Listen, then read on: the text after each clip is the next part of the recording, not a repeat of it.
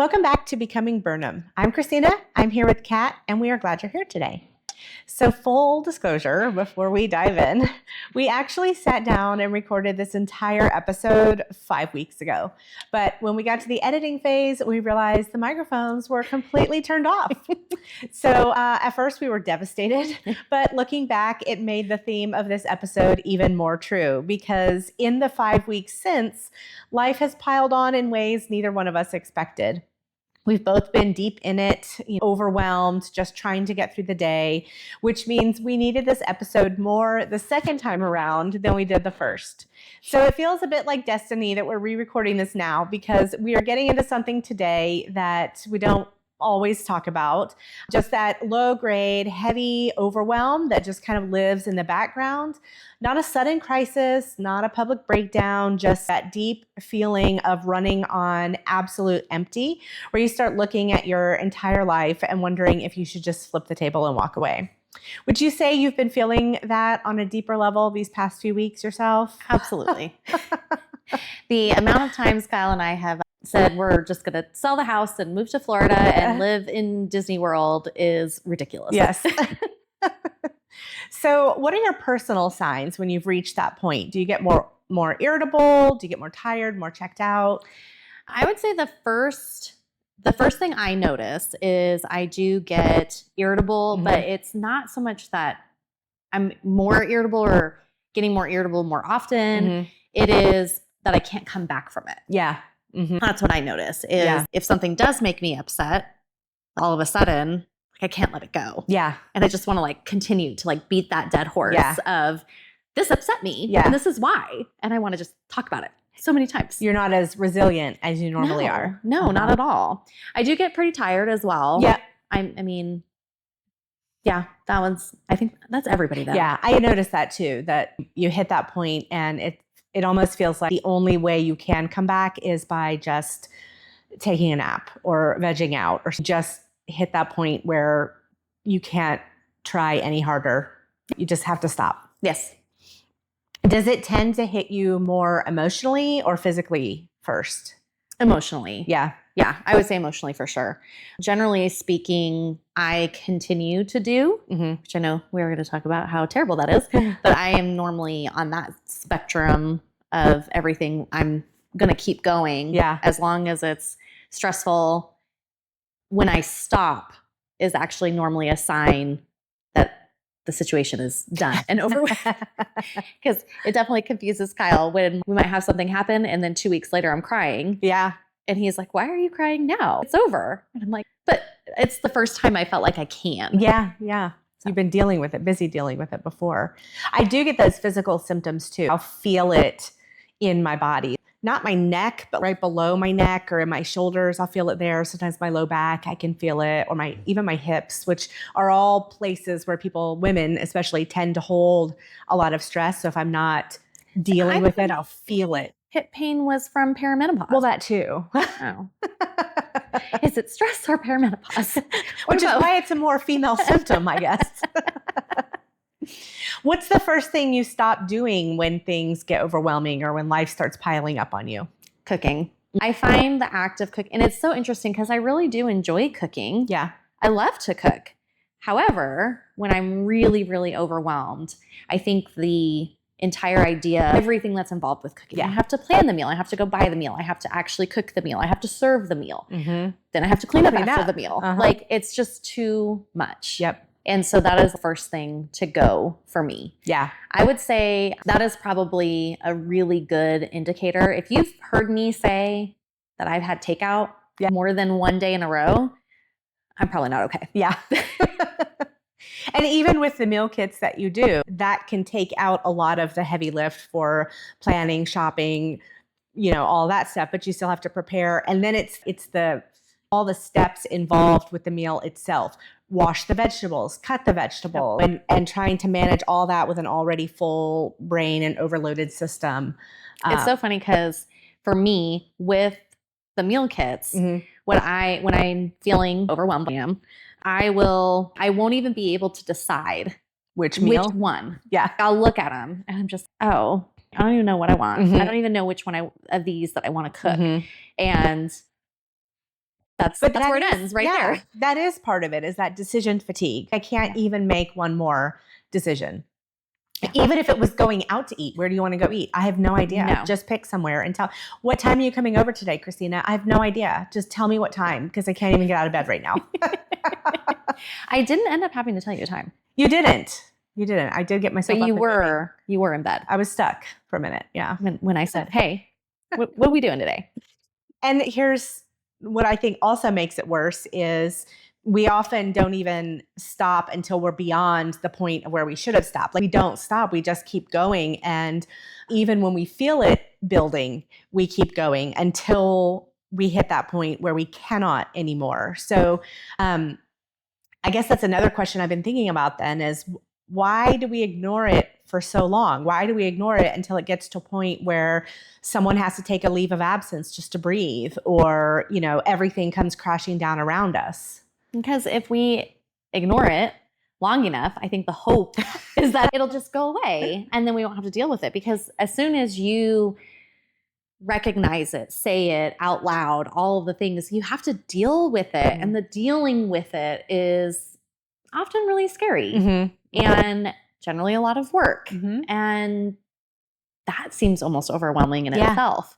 And so if we just pretend it's not happening long enough, maybe it will go away. I don't think it ever has for me. It doesn't. It does not. Still keep reaching the point of no return. Yes. That's probably a sign that you have something that you need to deal with that you haven't dealt with. Yes. I mean, just a thought. Some deep emotional childhood trauma. I know.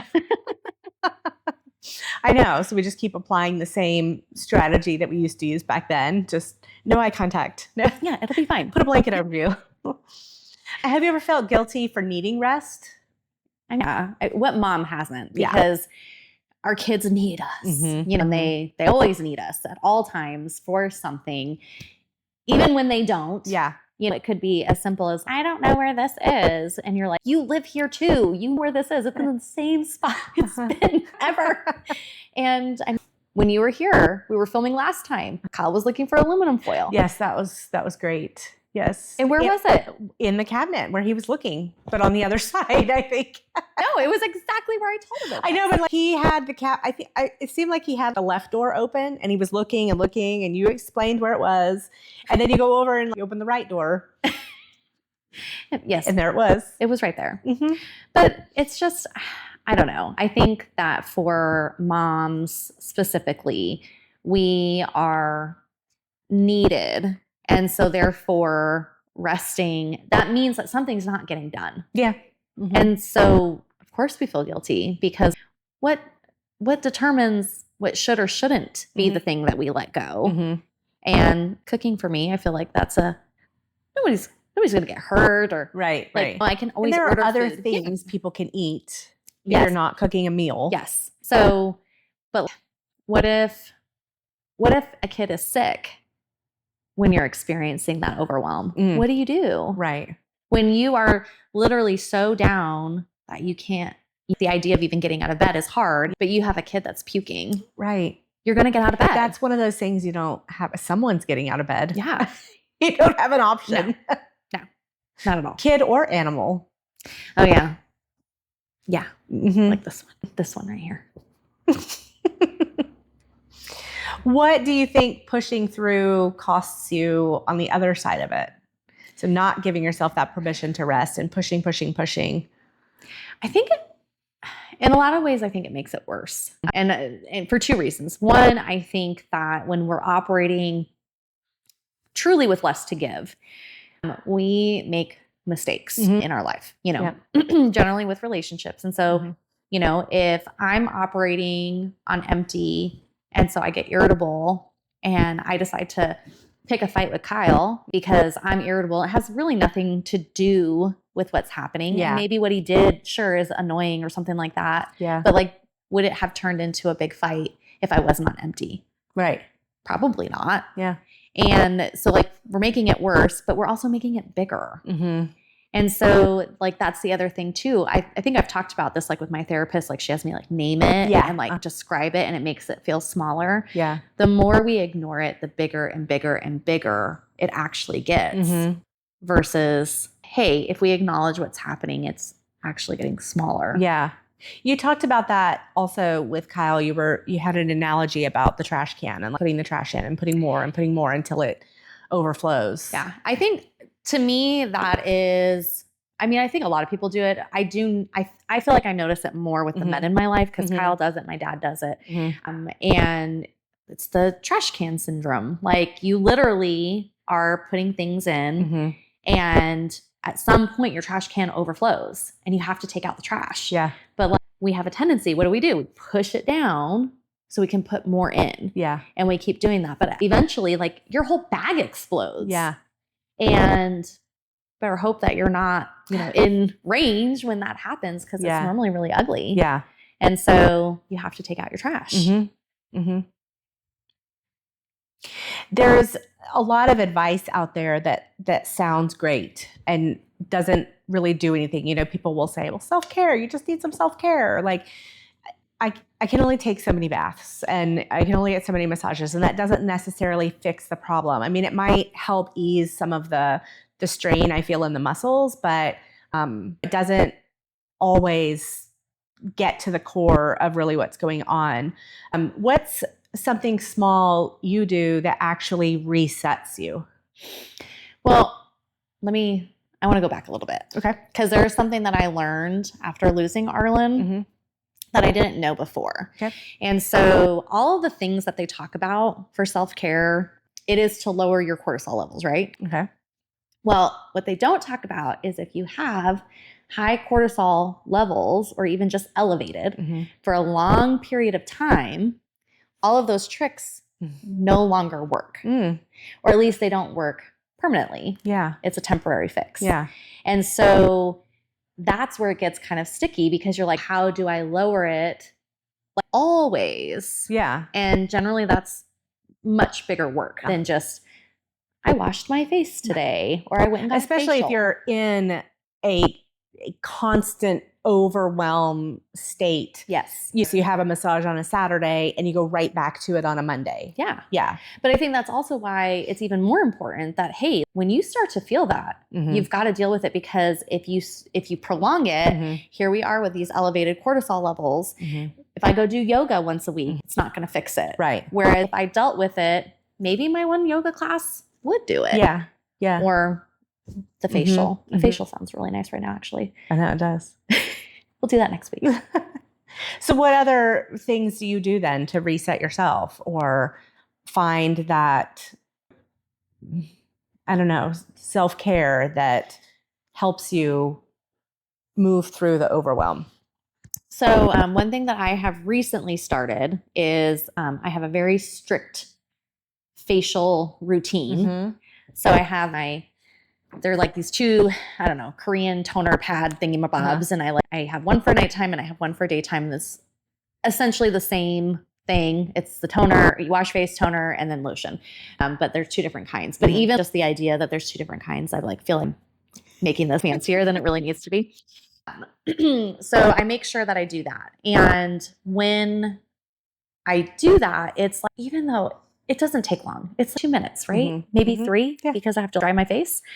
It is quiet. Yeah. I don't have to think about anything. It becomes second nature. And I think that that's really why it works. And that is kind of the point of self-care, is almost to turn your brain off for a second, to give it a break, to heal. Yeah. Whatever that looks like. And so you need the quiet.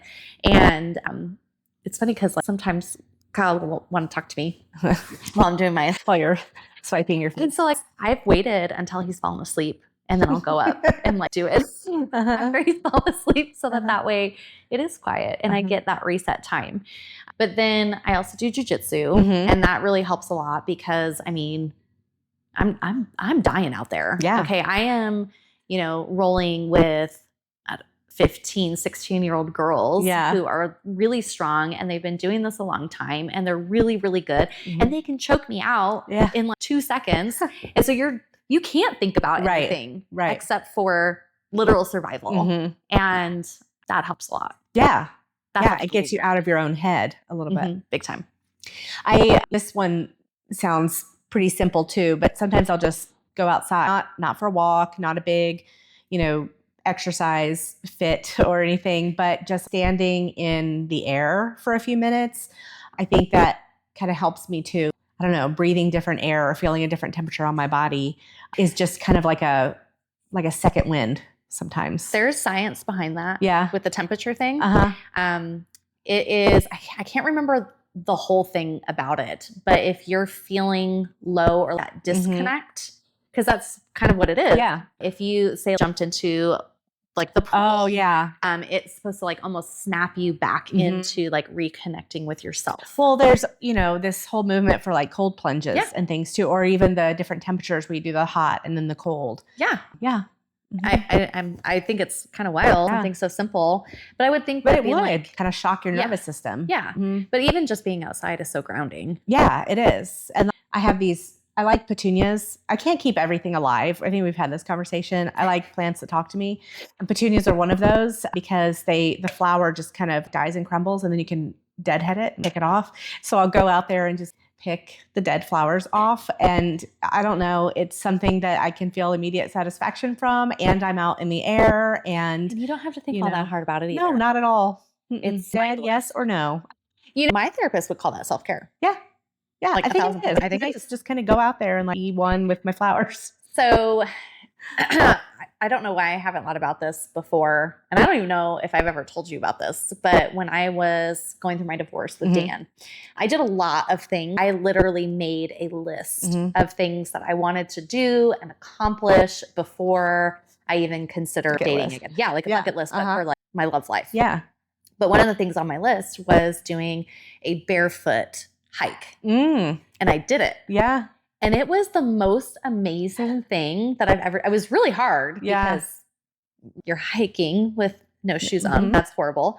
I feel there's probably simpler ways to get the same effect, but burning the calories, sweating, being in the sun and feeling like the earth between my toes. It was probably one of the most amazing experiences. Well, even jujitsu, because there are so many things that could go wrong with being barefoot on a hike. You have to get out of your head again. You have to be present in that moment, just like you do with jujitsu, so somebody doesn't choke you out, which is what I've kind of alluded to with the hot yoga too, is like, when you're in something that's so uncomfortable and so, you have to be so careful not to make a mistake. One wrong step could result in something serious happening to you. You have no choice but to be present in that moment. And you can't be ruminating on all these other things that are going wrong. So that makes a lot of sense. It does. I mean, ruminating when we drive home. Yeah. And you don't remember the drive at all. Right. How dangerous is that? It is. But we all I ended up on the highway once. I don't live off the highway. No, we do not. No. Nowhere near the highway. No. Do you notice a difference for yourself between real rest and just avoidance? Because you were talking a little bit earlier too about we just keep hoping it will go away. So like avoidance versus rest. I mean, I would say if I did know the difference, I probably would stop doing it. Probably. I don't know. I do think that it's almost like it just continues to build. And so instead of like it being a difference, it's not really a difference. It's just that it's getting worse and worse. I'm getting more and more tired. I'm getting more and more easily irritated. Avoidance leads to the need for rest. Yeah. I mean, your body is telling you, you need to stop. You need to let yourself stop. And ignoring it only means your body's going to tell you more. And probably in bigger ways. Yeah. So that kind of makes me think about boundaries too then. Do you have any boundaries in place that have made a difference for you? I don't think I'm very good at boundaries. Honestly, now that I think about it in real time, I probably should work on that. I would say, so working from home, probably the number one boundary I have in my life is I have had to learn how to turn it off. Because when you work from home, you're always working. Everything's blurred. Yeah. And you no longer I've shut the door on my office. I've got in my car and I've gone home. And I don't have access to the computer anymore. Yes. And so working from home, Like I literally sit here. I have a little travel desk and I sit right here and I work. Yeah. And so how do you relax in the same place that you work? Yeah. And that's really hard. And so it's taken me years to figure it out. But what I do, and it is kind of wasteful for time, but it's like an actual act that makes me turn it off. I pack up my computer in a computer bag every day. Yep. The whole thing. You've literally created a physical boundary. Yes. It goes in the bag. I wrap up my power cord, put the mouse away, the whole 9 yards. And then I put it, so a lot of times it's in the pantry, but sometimes I'll put it upstairs where it's completely out of sight, out of mind, because that's essentially me leaving the building. Yeah, it is. But I need that. It's very, it's not a visual reminder because it's out of your sight, but it is in that it's symbolic. It's out of sight. Symbolic. Yeah, that's a good way to say it. Yeah. So that's probably my best boundary that I have, is separating work from home. Yeah. The boundary question is interesting to me too, because I used to think of boundaries as just not doing something, not working, not showing up for something, saying no. But this year I learned to think about it a little bit differently too. And I started noticing that just with the overwhelm at work, by Wednesday, my body was just hurting, like up in the neck area and my back area.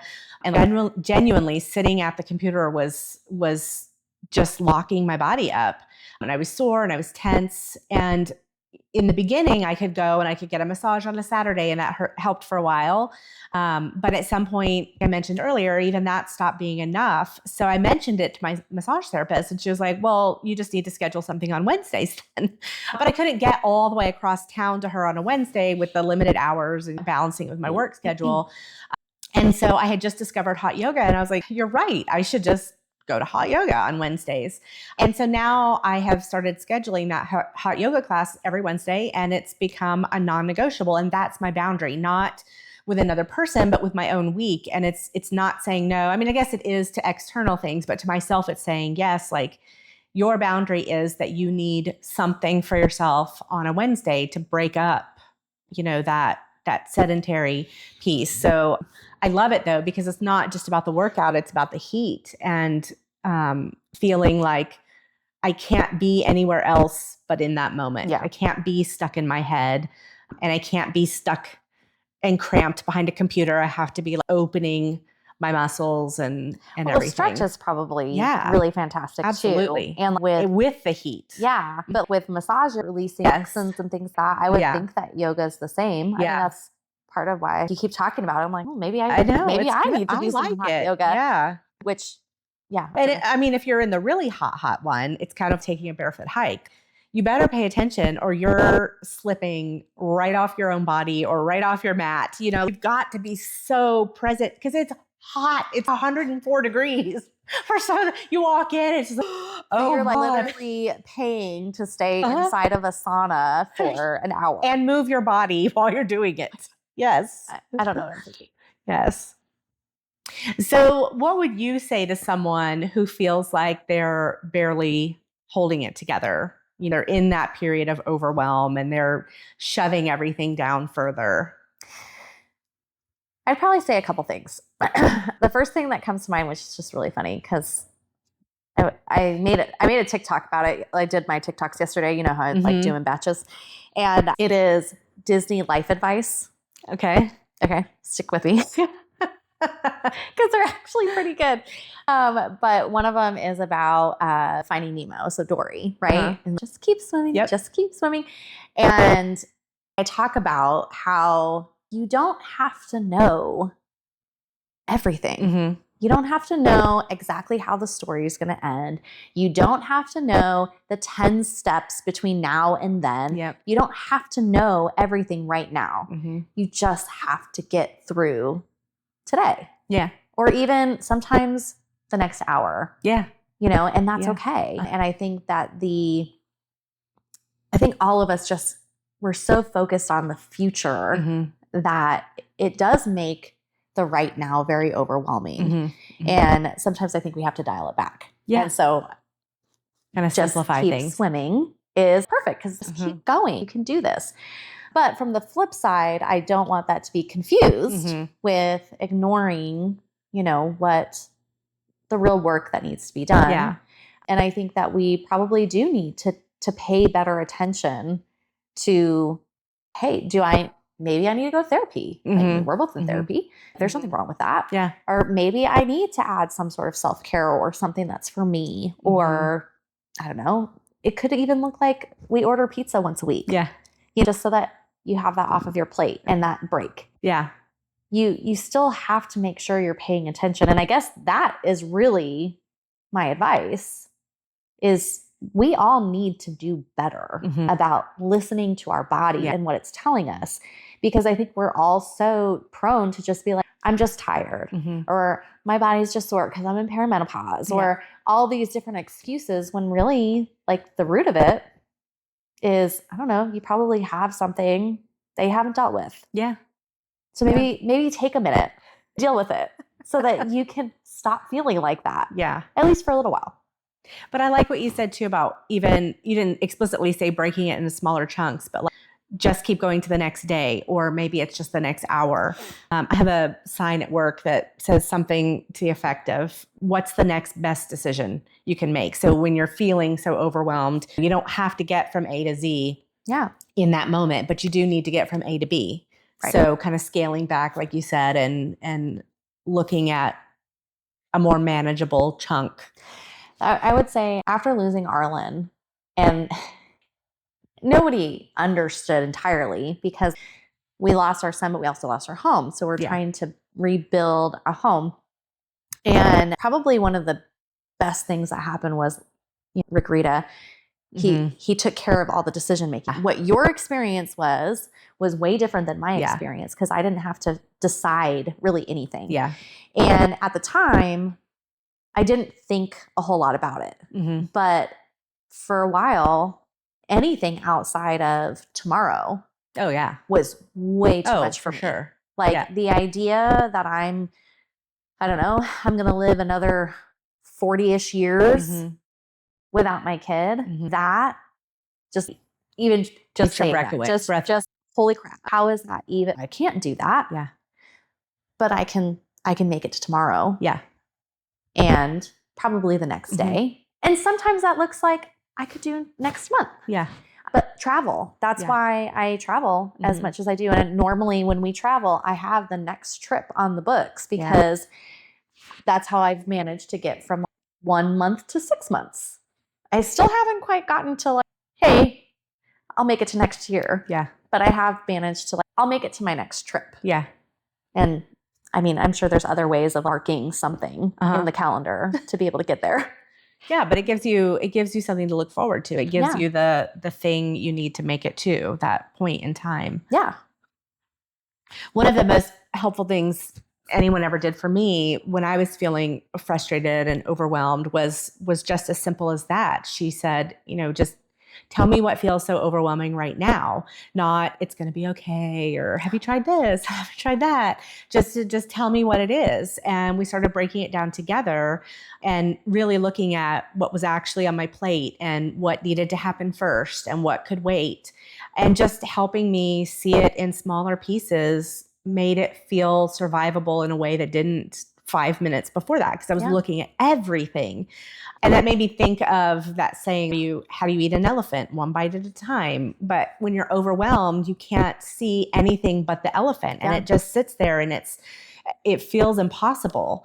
And sometimes all it takes is one person reminding you that all you need to do is take that first bite. Just one bite, not solving it for you, just helping you see that there is one thing you can do next, the next best decision that you can make.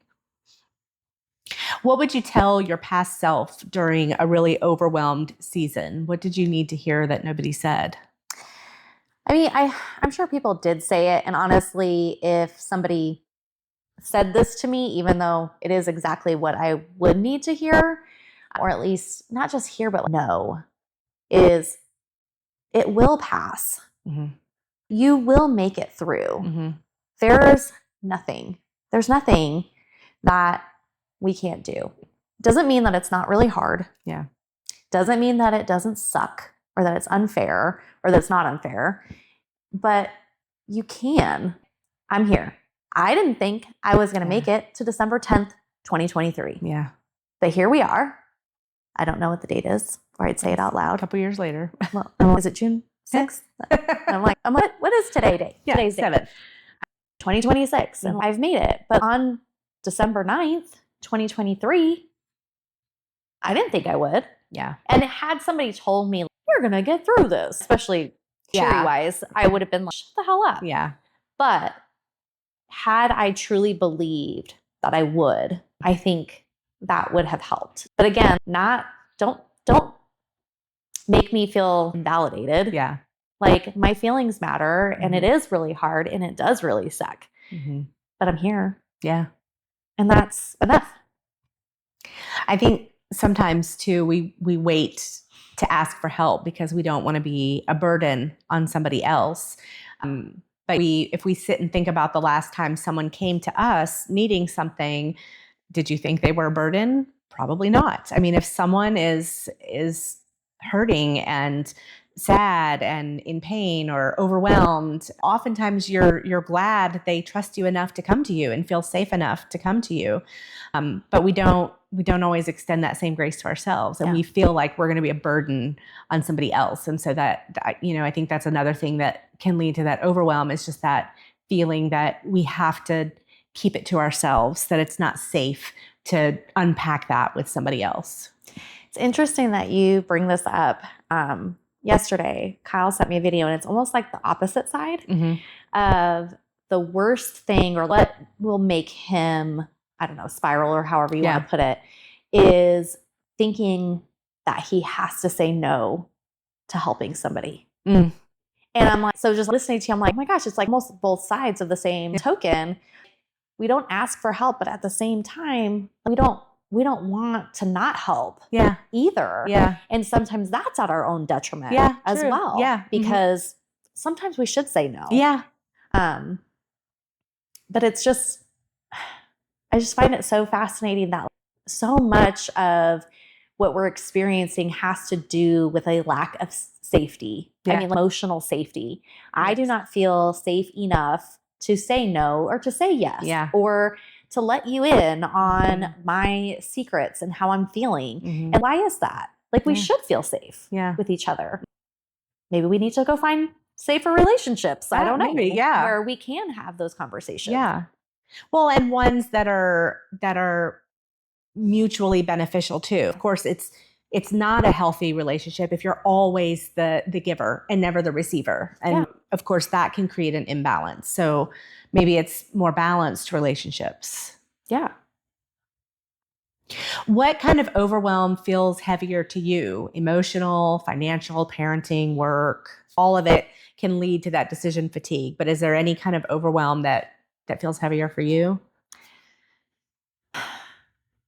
I guess probably emotional. That's probably the heaviest for me. And I think that stems from, I don't like to feel a lot.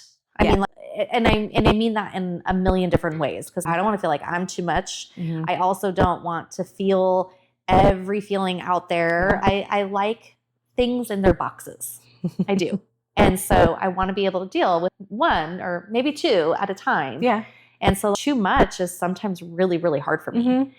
And so the emotional piece, but that decision fatigue is so hard, because I do get to the point where I'm like, I don't even know. Yeah. I don't know what I want. Think about like a notebook. Yeah. What do you want? I don't know. And that's how I feel. I don't know. I think that parenting easily lends itself to the decision fatigue, because when you place the parenting fatigue on top of the work fatigue that you're feeling, and then any emotional fatigue you're feeling on the inside, it's the parenting piece that kind of adds that final piece of straw. And with the parenting piece of it, a lot of times you're making a decision that you're not even reaping the rewards of. You know what I mean? I don't see necessarily what the final impact is or feel it. You don't get to be there when your kid turns in their, I don't know, science project and gets first place. Sure, you get after effect, but I don't know that feeling. But did I have to go and help, or help research or help buy supplies or whatever the case may be. Mm-hmm. So, I mean, that to me, that's probably at least a big part of it is I'm helping you make all these decisions in life and I'm not going to be able to see the reward. Have you ever felt touched out, talked out, needed everyone to just stop needing something from you? We talked about this on another episode where I was coming home, dogs were attacking me and everybody needed something at the same time. I often feel just don't touch me. Don't sit next to me. Don't talk to me. So sounds are pretty overstimulating for me. And children's voices, sometimes I think it's that high pitched. Yes. It just pierces. So it's really funny. When we were driving to Nashville yesterday, when we first started the drive, Kyle was listening to, because he loves all sorts of kind of music, right? But he was listening to like screamy metal music, which I can't stand. No. But normally I'm okay. And whatever. I'm in the car for 10, 15 minutes. But my tolerance. Your baseline tolerance is lower. Yeah. And so I think we made it to exit 11 before I was, can we listen to anything? And we're at exit 1 here. Yes, exit 1 to exit 11. So I was like, can we literally listen to anything else? I can't do this. And Ella piped up in the back seat and was, this music is really overstimulating for mom. You should know that. And I was like, oh my God, is it that clear and obvious? I guess it is. But that was exactly what she said. And Archer was in the back and he was clicking his teeth. Oh gosh. And so I had that. Wait, doesn't Sam do that too? Yes. Yeah. And so there was all these like little you hear everything noises that I was just like, I need everybody to stop. I just need it all to stop. And Cal changed the music. To what? What'd you go to? Today's hits or something. Oh, okay. Yeah. Yeah. What's the most overwhelmed thing you've ever done? Example, put the milk in the pantry or lost your phone while holding it. Or have you ever done this looking for your glasses and they're right on your face? I mean, those ones I feel like are pretty simple. I would say like recently, especially, is going into a room and then having no idea why or opening up my phone. It's generally, I need to look something up or I need to check the date on something. And I get there and I'm like, what am I looking for? What was I trying to check? And sometimes I have to like retrace my steps to figure it out. And then I'm like, but sometimes it just doesn't come back to me. Yeah.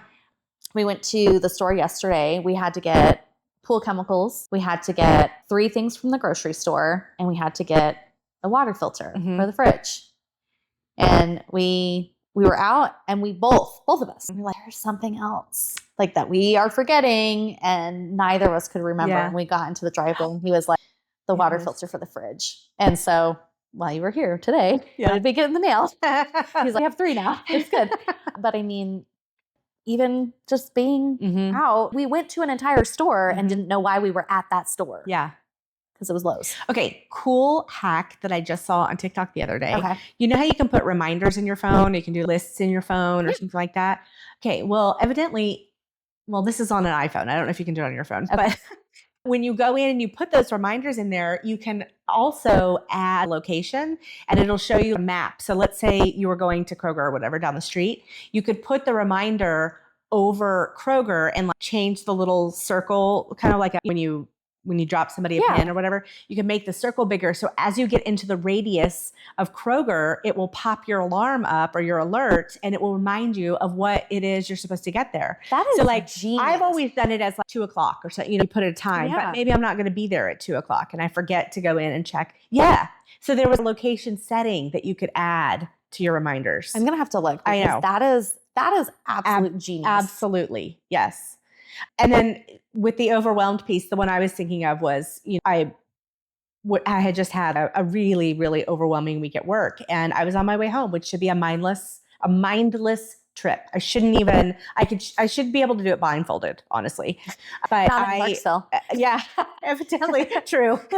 I got to watch out for all the motorcycles and crazy drivers. But I don't know. I took a wrong turn and I literally ended up on the highway and didn't even realize it until I was like coming up on exit 4. And I was like, obviously I was paying attention because I didn't have an accident, but it was like I had blacked out. I don't know if I was just caught up in all the thoughts and not paying attention and just on autopilot for someone else's route. I don't know what happened, but that was, to me, that was like putting milk in the pantry or whatever. And it was a crazy one. It was weird. And then I kind of came to it and was like, oh my God, what am I doing? So, yeah.